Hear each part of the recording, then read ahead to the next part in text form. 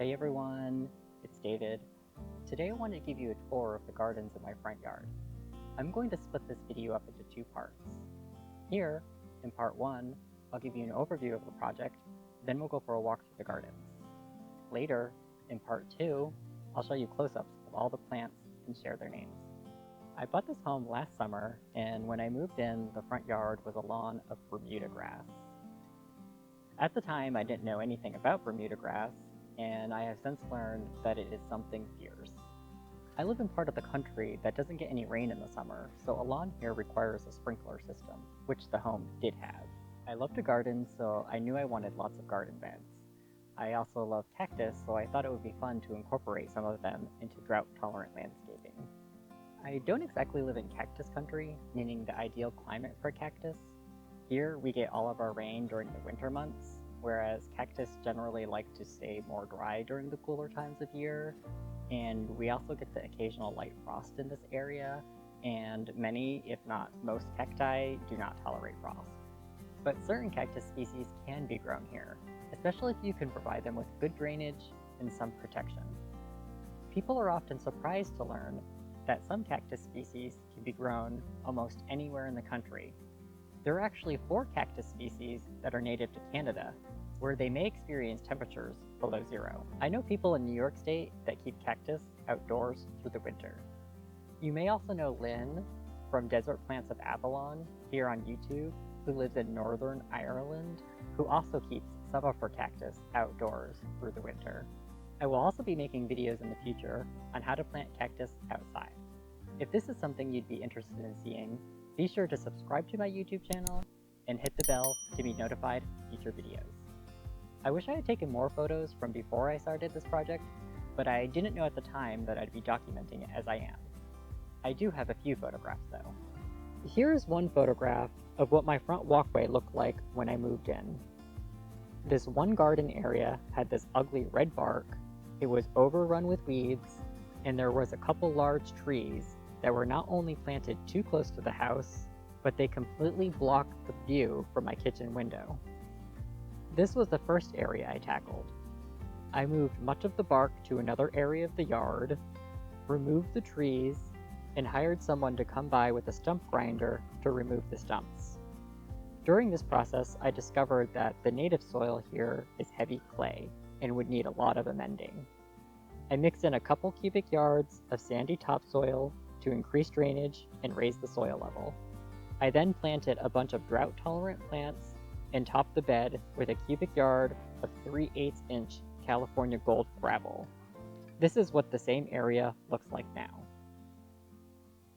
It was around this time that I discovered that the county I live in has a water conservation program where they'll give you $1 per square foot up to 1,000 square feet to convert your lawn to drought-tolerant landscaping. I did sign up for this program and actually just received a check in the mail yesterday. I'll be making a separate video about this process and the requirements of the program, as that is something I get a lot of questions about. The first task that needed to be done was removal of the grass. Since I didn't want to use chemical means to remove the grass, this means I had to either smother it out or physically remove it. I didn't want to wait the months it would take to smother it out, so I decided to physically remove it. I did use a rototiller, but the ground here is so hard and compacted, the tiller was not able to turn the soil. It was more just scraping off the surface layer of grass while leaving behind the roots. And Bermuda grass has a very extensive root system and is able to re-sprout from the root, so it's pretty important to remove as much as possible. I was not able to remove all of the grass, but I also planned on using landscape fabric, which I thought would help smother out any of the remaining grass. I also planned on top dressing all of the beds with gravel, and when you use landscape fabric, it helps prevent the gravel from sinking down into the soil layers underneath. I also want to note that I had all the utilities flagged in my yard, so I could dig carefully in those areas, and also when it came to planting time, I was sure not to plant anything with a large root system near those utility lines. I then converted my sprinkler system to drip. The existing system was set up with 4 zones and about a dozen sprinklers. I dug up and removed each of these sprinkler heads which were attached to a 1/2-inch PVC piping. I then attached, in their place, a 4-port drip irrigation manifold that lets me attach 1/4-inch drip line tubing. So now, when I turn on the system, instead of turning on sprinklers, it turns on the drip system. Next, I used some marking paint and made out a plan for the pathway that loops through the yard. I tried to have it meander through the yard, making the garden beds interesting shapes. I then lined the bottom of the pathway with landscape fabric and edged the path with rubble. Then came the major workout. I had 7 more cubic yards of topsoil delivered and 10 more cubic yards of the California Gold gravel. I was trying to make small hills to raise up the soil level. When plants are planted on a hill, this makes sure that the roots do not sit in any water that may collect in lower areas. I also did this work during the cooler time of year. The summers in my area get brutally hot, and I would not want to be doing this type of physical labor during that time of year.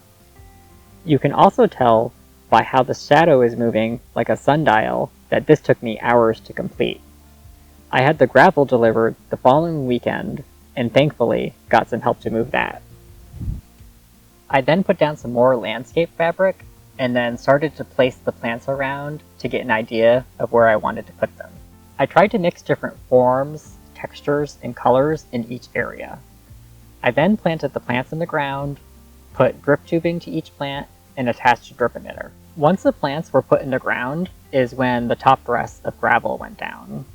This was much more time consuming as the gravel had to be much more precisely placed compared to the topsoil, which I could just fill up my cart and dump it into place. Soon after I finished, I was shocked and downright horrified when I started to see that some of the grass started to poke its way through the landscape fabric. Luckily, there hasn't been too much so far, and I've been able to keep on top of it. I'm also hoping that all of this remaining grass will die off from lack of water this year, now that all of the plants are on drip and most of the ground is no longer watered. I delayed making this video because there's still so much I want to do. There are some areas that are incomplete or need some improvement. But gardens are always a work in progress, and I wanted a record of how this garden started. I look forward years from now, looking back on this video and seeing how things have changed. Before we go on a stroll in the yard, here is one more image of what the yard looked like before I started. And this is what the same view looks like now. Alright, let's go take a look at my new front gardens. I'm now walking down the sidewalk in front of my home. You can see that the red bark ended up under this olive tree. I am thinking about putting lava rock down here eventually. I do have one more old photograph that was taken from this vantage point down here in the corner.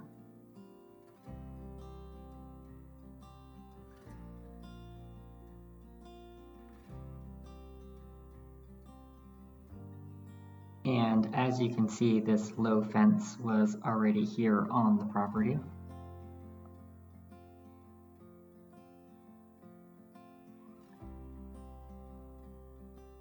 Many of these plants are quite small now, but will be significantly bigger at maturity.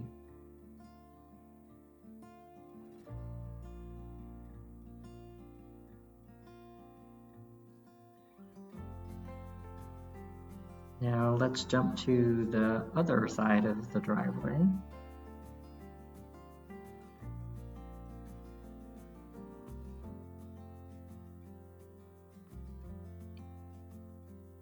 A couple different kinds of euphorbia. And a red aloe cameronii down in the corner. And here's another pathway.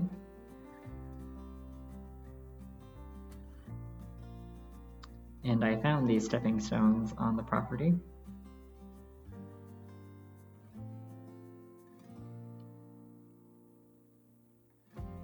Small yucca in bloom.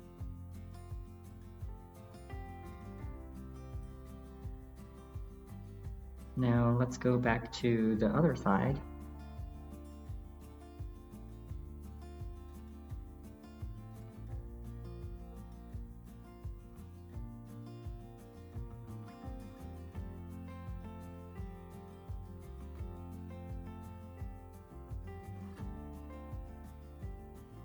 This was the area that I first planted last summer, and all of these plants survived the winter just fine. But everywhere else in the yard has only been planted about 4 weeks.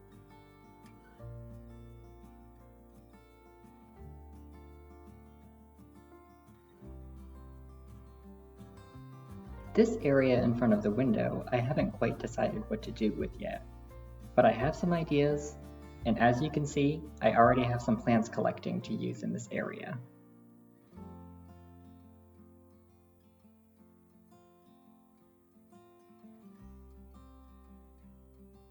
Here's another place that still needs to be developed. I'm thinking of putting a bench here that looks out to the hills where the cows graze.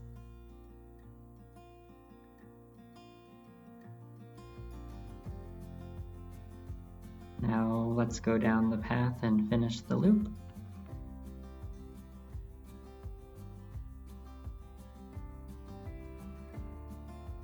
In part 2 of the tour, we'll get in closer to each plant and I'll share their names.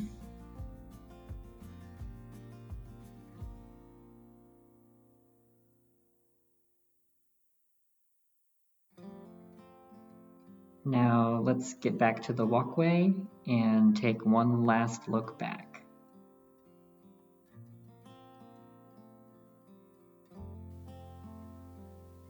Thanks for watching this video. Hit the like button if you enjoyed touring my yard, and come back soon to watch part 2. Bye!